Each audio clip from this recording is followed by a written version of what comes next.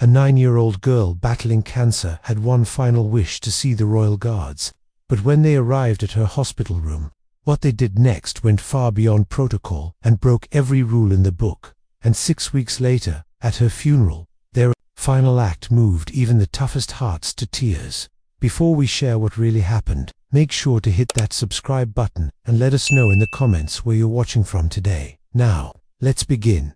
The fluorescent lights of Queen Charlotte's Children's Hospital hummed their familiar tune, casting long shadows across the pediatric ward as evening settled over London. In room 412, 9-year-old Elenina Harding lay propped against pillows that had been fluffed countless times, her small fingers tracing the worn edges of a postcard that had seen better days. The image showed Buckingham Palace in all its glory, but it was the tiny figures in red uniforms standing at his attention that captured her imagination completely. Her breathing was labored, each inhalation requiring effort that most children her age never had to consider. The monitors beside her bed beeped steadily, marking time in a rhythm that had become the soundtrack to her shortened life.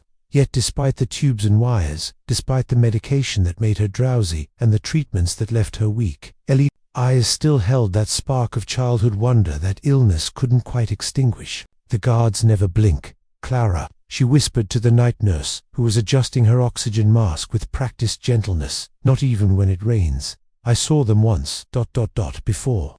A coughing fit interrupted her words, shaking her fragile frame. Clara Morales had been a pediatric nurse for 15 years, long enough to recognize the signs, long enough to know when time was running short. She'd seen children fight battles that would break grown adults, watched families navigate the impossible terrain of hope and despair. But there was something about Ellie that cut deeper than the rest.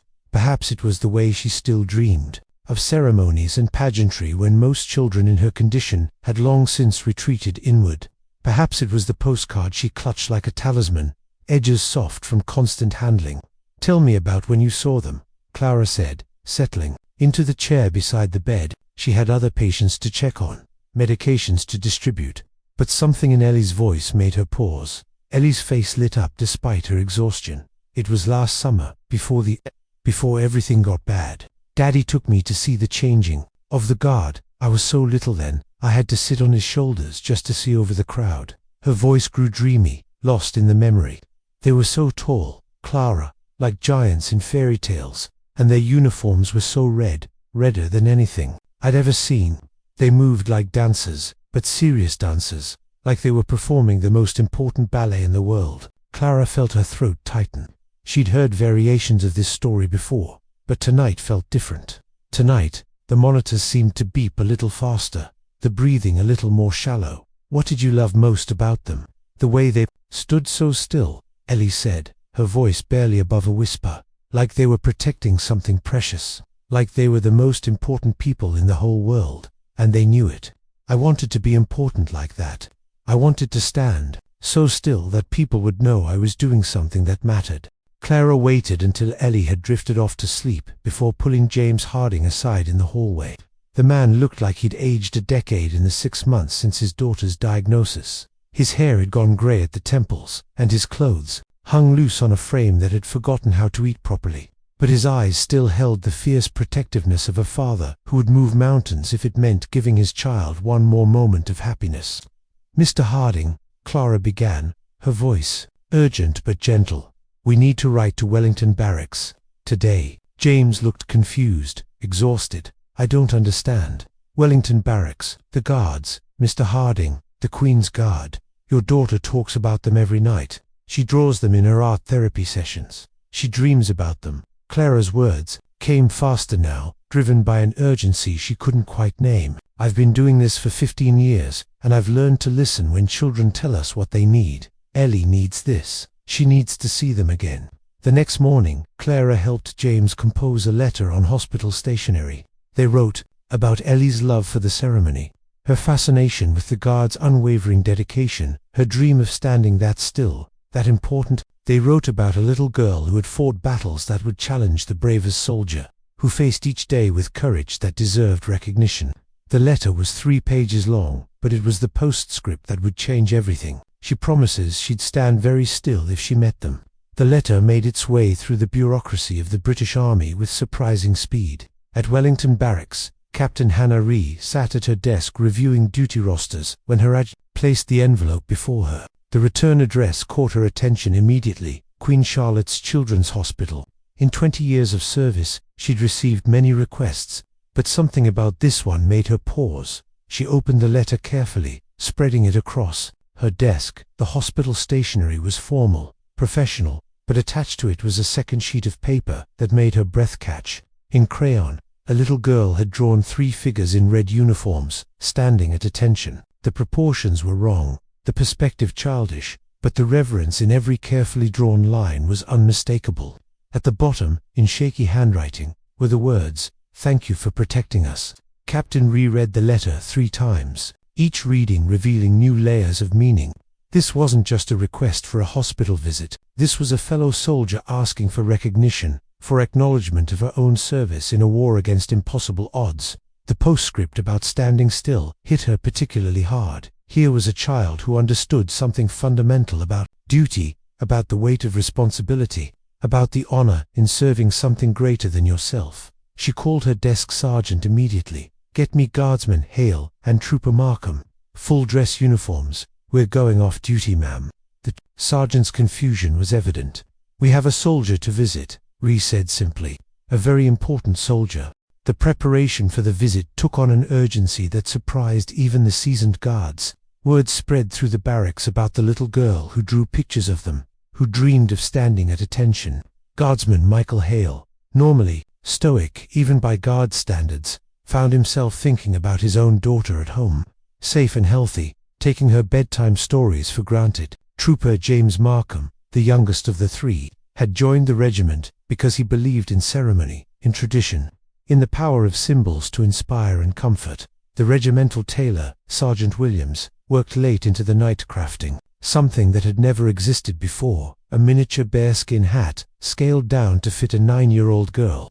He used the finest materials, the same black fur and leather that graced the heads of guards who stood before palaces and protected royalty. Each stitch was perfect, each detail exact. This wasn't a costume or a novelty item. This was a piece of regimental history being born in the quartermaster's stores. They found a small ceremonial pin, the kind given to distinguished visitors and dignitaries, but even this felt inadequate for what they were planning. Captain Ree made a decision that would have raised eyebrows in the higher echelons of command. She authorized the creation of a special badge, one that would make Ellie an honorary member of the Queen's Guard. The badge was crafted overnight, incorporating elements of the regimental crest with the words "Honorary Guardsman" engraved in flowing script. The morning of the visit, the 3 guards stood inspection in the barracks courtyard. Their uniforms were immaculate, each brass button polished to mirror brightness, each piece of equipment positioned with mathematical precision. They were about to break protocol in ways that would have been unthinkable under normal circumstances. But somehow, this didn't feel like breaking protocol at all. It felt like fulfilling it. The drive to the hospital was silent, each man lost in his own thoughts. Captain Ree found herself thinking about the nature of service, about the difference between guarding buildings and guarding hope. Guardsman Hale, whose own sister had lost her battle with leukemia 15 years earlier, felt the familiar weight of memories settling on his shoulders. Trooper Markham, barely 22 himself, wondered if he would have the courage to face what this little girl faced every day. The hospital staff had been alerted to their arrival, but nothing could have prepared them for the sight of 3 towering figures in full ceremonial dress walking through the pediatric ward. Conversations stopped mid-sentence. A doctor dropped her clipboard. Children pressed their faces to room windows, eyes wide with wonder. Even the most jaded nurses found themselves standing a little straighter, smoothing their uniforms, unconsciously, responding to the presence of such formality in their clinical world. Clara met them at the elevator, her eyes bright with unshed tears. "She's been awake since 4 this morning," she whispered. She insisted on brushing her hair herself, even though it tired her out. She wanted to look proper for you. The walk to room 412 felt like a march to ceremony. Other patients and families lined the hallway, drawn by the spectacle, but also by something deeper, the sense that they were witnessing something important, something that transcended the ordinary rules of hospital visits. The guards moved with the measured pace of a funeral procession. but their bearing suggested celebration rather than mourning. At the door to Ellie's room, Captain Ree paused. Through the glass, she could see the little girl propped up in bed, wearing what was clearly her best pajamas, pink with small flowers, obviously chosen for the occasion. Her hair had been combed carefully, and despite her obvious fatigue, she sat as straight as her condition allowed. The postcard of Buckingham Palace was folded neatly on her bedside table, but her eyes were fixed on the door, waiting. "Gentlemen," Captain Ree said quietly, "we are about to meet the bravest soldier I've ever encountered. Act accordingly." The door opened, and 3 immaculate figures in scarlet tunics and bearskin hats filled the doorway. For a moment, the room fell completely silent, except for the steady beeping of monitors and the whisper of oxygen flowing through tubes. Then Guardsman Hale stepped forward, his ceremonial boots squeaking against the linoleum floor as he came to attention at the foot of Ellie's bed. "Honorary Guardsman Ilalanina Harding," he announced, his voice carrying the authority of centuries of military tradition. "By order of Her Majesty's Household Division, you are hereby recognized for exceptional service in the face of adversity, for courage beyond the call of duty, and for inspiring your fellow soldiers through your example." Ellie's eyes went wide, her small hands clutching the hospital blanket. I'm a guardsman." "You are indeed," Captain Ree said, stepping forward with the specially crafted badge. "And guardsmen wear their honors with pride." She pinned the badge to Ellie's hospital gown, the weight of it seeming to anchor the little girl in a way that no amount of medical equipment could. Trooper Markham approached next, carrying a wooden box that he opened with ceremonial precision. Inside, nestled in tissue paper, was the miniature bearskin hat that Sergeant Williams had crafted through the night. "Every guardsman needs proper equipment," he said, his young voice steady despite the emotion threatening to overwhelm him. The hat fit perfectly, transforming the sick little girl into something else entirely. She wasn't just a patient anymore, she was a soldier, a guardian, a protector. The transformation was visible not just in her posture, which straightened despite her pain, but in her eyes, which suddenly held the same steady determination that marked the men standing before her. Do I get to salute back?" Ellie asked, her voice trembling with excitement and exhaustion.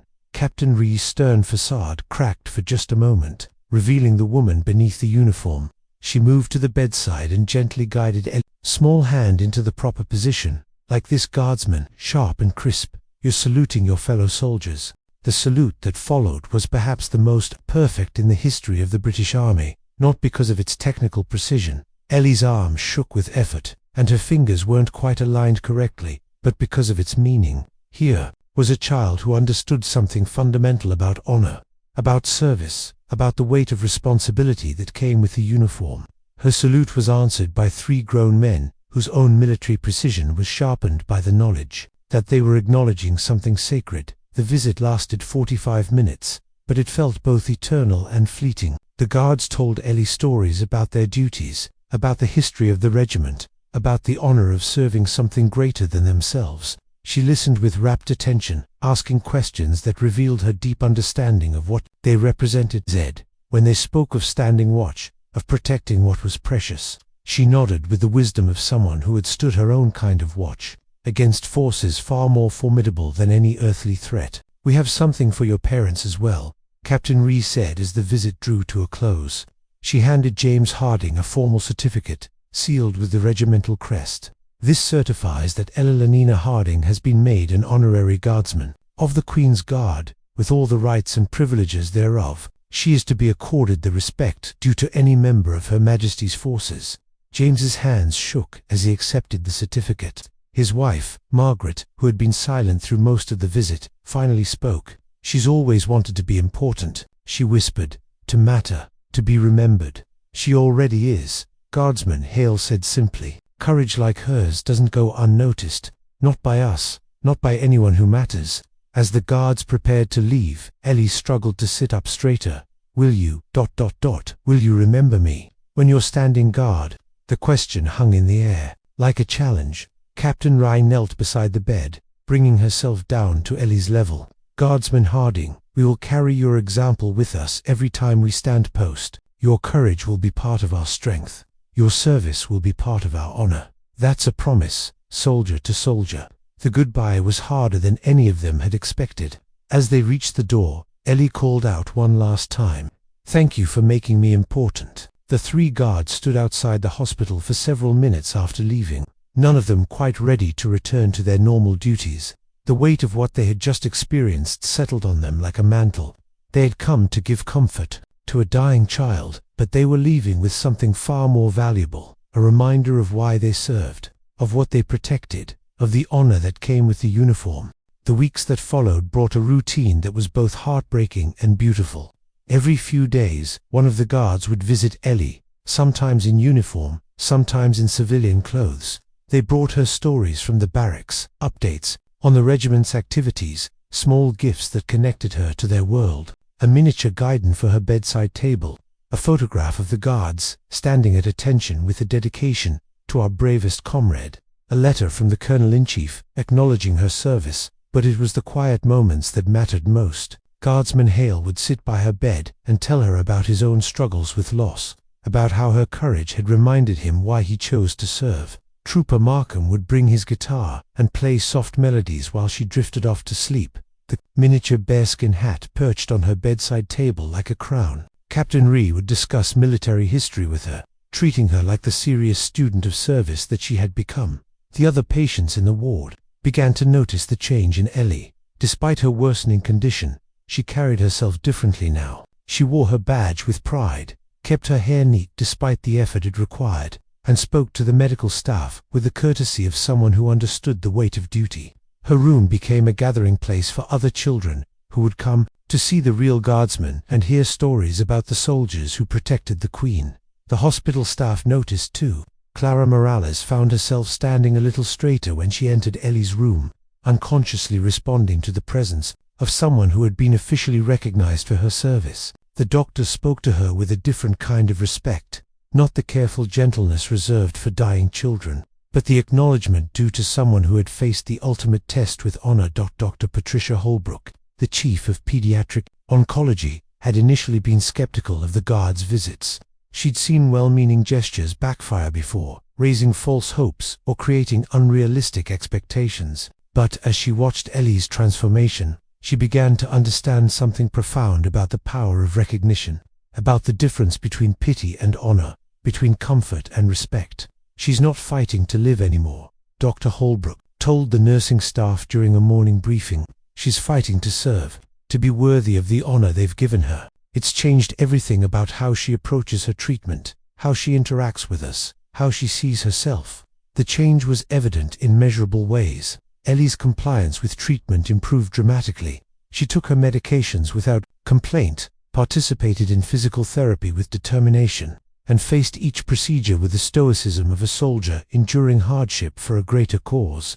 But more importantly, she had found a way to transform her suffering into service, her pain into purpose. The letter arrived on a Tuesday morning, 3 weeks after the guard's first visit. It was addressed to Captain Rhee in careful handwriting, each letter formed with the precision of someone for whom writing required significant effort. The envelope was decorated with small drawings of guards in red uniforms, and the return address simply read, "Honorary Guardsman E. Harding, Queen Charlotte's Children's Hospital." Inside, the letter was brief but profound. "Dear Captain Rhee and my fellow soldiers, I wanted to write to tell you that I understand now what it means to stand guard. I thought it was about standing still and looking important, but I know now it's about protecting something precious, even when you're scared, even when it hurts, even when you can't see the enemy clearly. I'm standing guard over my family's hope. I'm protecting their memories of me so they won't be sad memories. I'm guarding the other children here by showing them that we can be brave even when we're sick.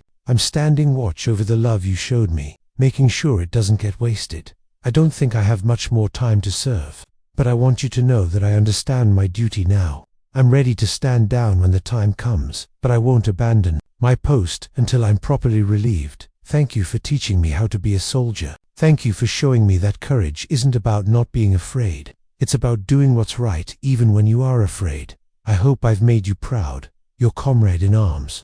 Honorary Guardsman Eleanina Harding. Captain Rhee read the letter 3 times before calling her sergeant. "I need you to arrange something," she said, her voice thick with emotion. "When the time comes, and we'll know when that is, I want a proper honor guard, full ceremony, not for the cameras, not for the publicity. For her, she's earned it. The sergeant nodded, understanding without explanation.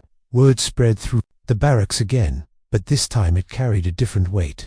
The playful novelty of their first visit had evolved into something deeper, a recognition that they were dealing with a genuine soldier, someone who had earned their respect through actions rather than sentiment. As Ellie's condition worsened, the visits became more frequent but more subdued. The guards would sit quietly by her bedside, sometimes in uniform, sometimes not.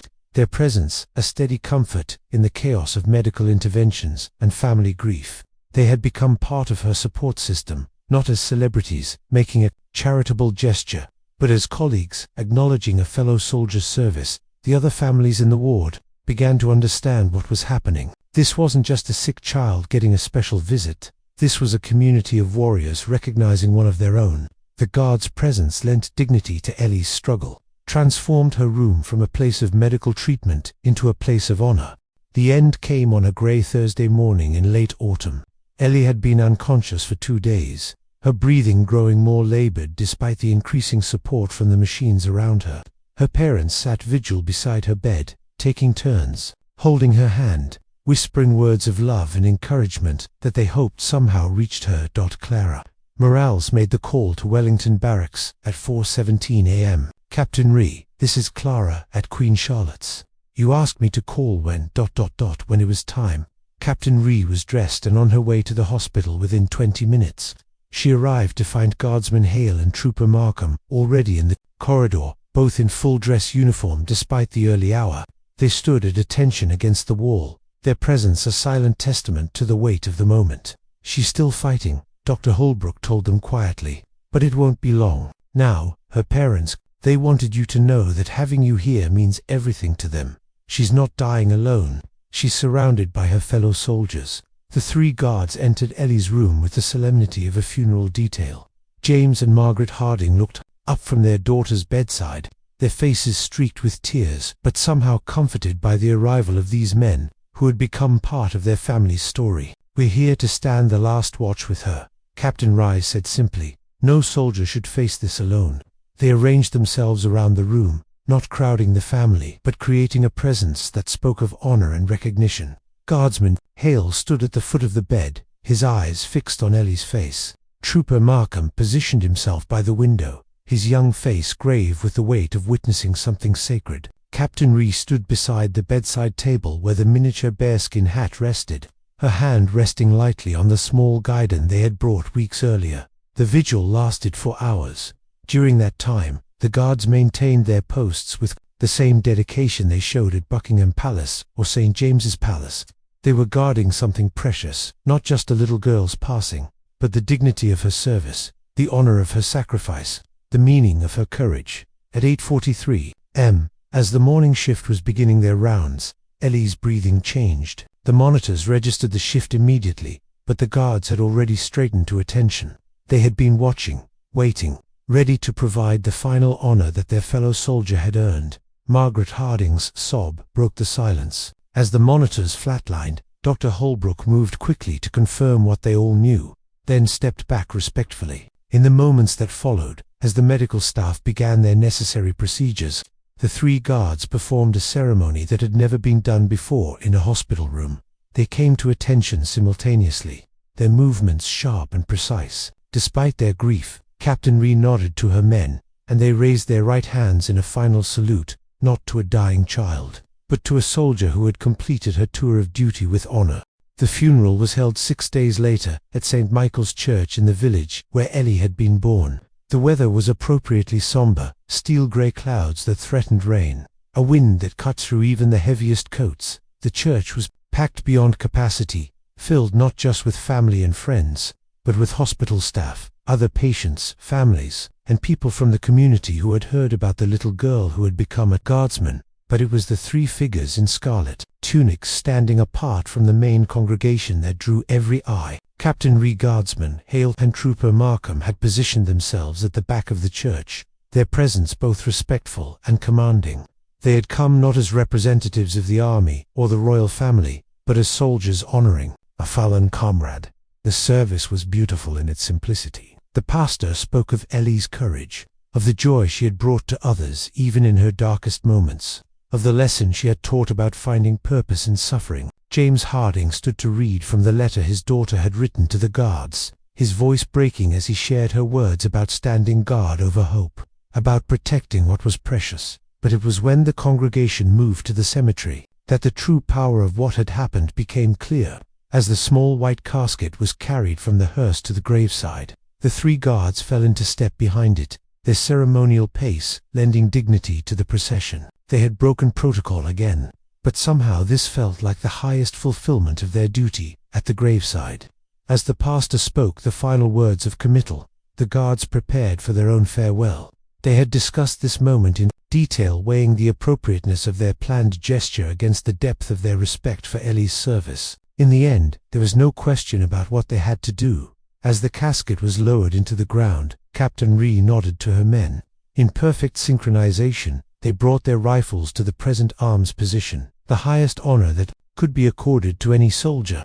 The crack of the rifle bolts echoed across the cemetery like thunder, a sound that spoke of respect, of recognition, of a duty faithfully discharged. The other mourners watched in stunned silence as the 3 guards held their salute. This wasn't just a gesture of sympathy, this was a military honor, accorded to someone who had earned it through service. The rifles remained at present arms for a full minute, long enough for everyone present to understand the weight of what they were witnessing. The guards finally lowered their weapons. Something extraordinary happened. James Harding stepped forward and saluted the 3 men who had given his daughter such dignity in her final weeks.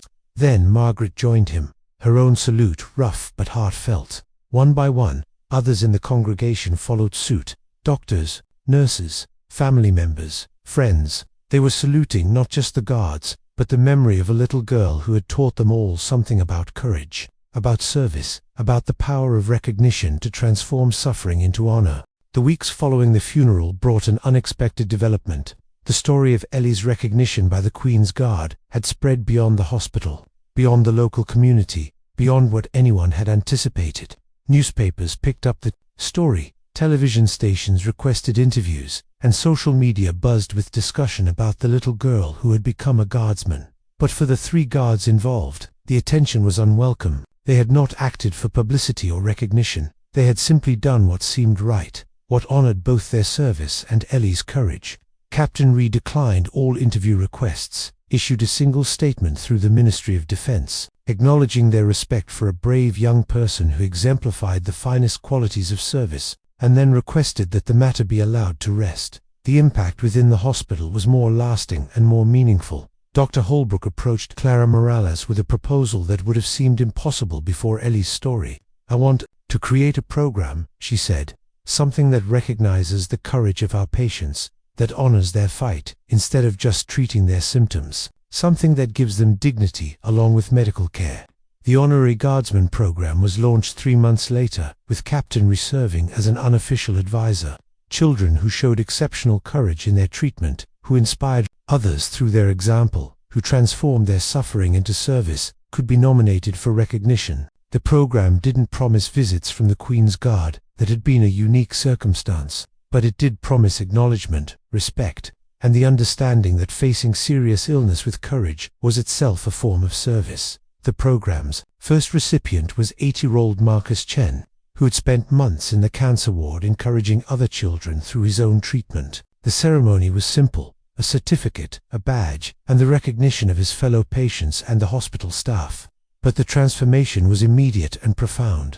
Marcus carried himself differently, spoke to the medical staff with new confidence, and became a leader among the children in the ward. At Wellington Barracks, changes were more subtle but equally significant. Ellie's letter had been framed and hung in the guardroom, not as a curiosity but as a reminder of why they served. New recruits were told her story as part of their orientation, not as a feel-good anecdote but as a lesson in recognizing courage wherever it was found. Guardsman Hale found himself thinking about his own daughter differently. The bedtime stories he told her began to include tales of brave children, of the different ways people could serve, of the honor that came with facing difficult things with grace. His daughter began to understand that courage wasn't just about soldiers and battles, it was about ordinary people doing extraordinary things in quiet ways. Trooper Markham, the youngest of the 3 guards, discovered that his experience with Ellie had changed his entire perspective on military service. He had joined the Queen's Guard for the ceremony, for the tradition,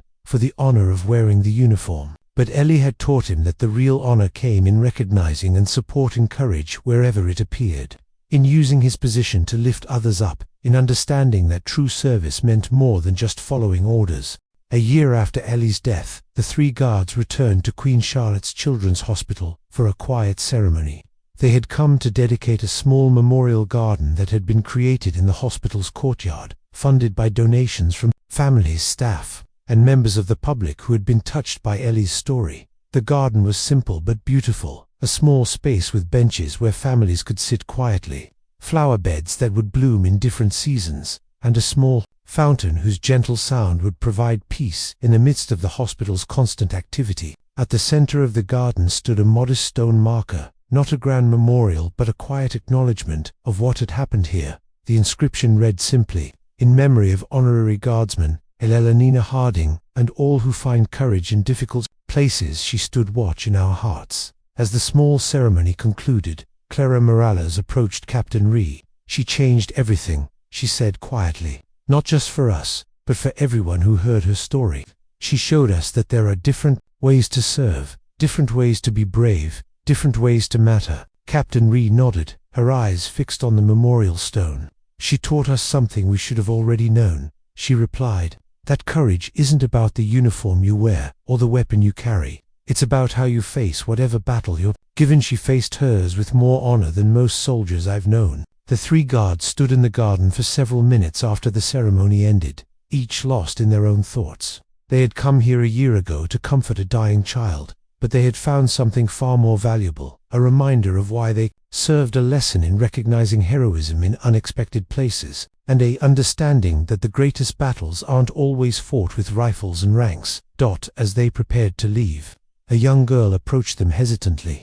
She was perhaps 7 years old, wearing a hospital gown and pulling an IV pole behind her. Her head was covered by a colorful scarf, and she moved with the careful deliberation of someone managing pain. "Are you the guards who visited Ellie?" she asked, her voice small but clear. "We are," Captain Rhee said, kneeling down to the girl's level. "I'm Sarah. I'm getting the treatment she had. The nurses told me about her, about how she became a real guardsman." The girl's eyes were bright with curiosity and something else. Hope, perhaps, or determination. Could I be brave like her? Captain Ari felt the familiar tightness in her throat, the same emotion she had experienced in room 412 over a year ago. "You already are," she said gently. "Being here, facing what you're facing, asking how to be brave. That's what courage looks like. Ellie would be proud to know that other children are following her example." The girl smiled, her expression that transformed her thin face and reminded the guards why they had come here in the first place. "Thank you," she whispered, then turned and walked back toward the hospital entrance, her small figure somehow seeming taller, more determined. The 3 guards watched her go, understanding that Ellie's story was far from over. It lived on in the children who found courage in her example, in the families who discovered dignity in their struggle, in the medical staff who learned to see their patients not just as cases to be treated, but as individuals to be honored. As they left the hospital for the final time, Captain Ray looked back at the memorial garden, at the stone marker that bore Ellie's name and their promise. "The greatest battles aren't fought with rifles," she thought. "They're fought with moments like these, with recognition and respect, with the understanding that courage comes in many forms and deserves acknowledgement wherever it's found." The guard at Buckingham Palace would continue, the ceremonies would go on, the traditions would be maintained, but for 3 soldiers who had learned what it meant to truly serve, the most important duty would always be remembering a little girl who had shown them that heroism wasn't about the uniform you wore, but about how you faced whatever battle you were given. In the end, that might be the most important lesson of all, that courage is courage. Whether it's displayed in the corridors of power or the halls of a children's hospital, whether it's worn with a bearskin hat or a hospital gown, whether it's recognized with medals or with the quiet respect of those who understand what it means to stand guard over hope itself. Ellie had kept her promise. She had stood very still when she met them, but more than that, she had shown them how to stand still in the face of the impossible, how to find purpose in pain, how to transform suffering into service. In doing so, She had earned not just their respect, but their eternal gratitude for reminding them why they served and what truly mattered in the end. The story of honorary guardsman Eleanina Harding would be told for generations to come, not as a tragedy, but as a triumph. The story of a little girl who taught grown soldiers what it really meant to be brave, and in doing so, changed them forever.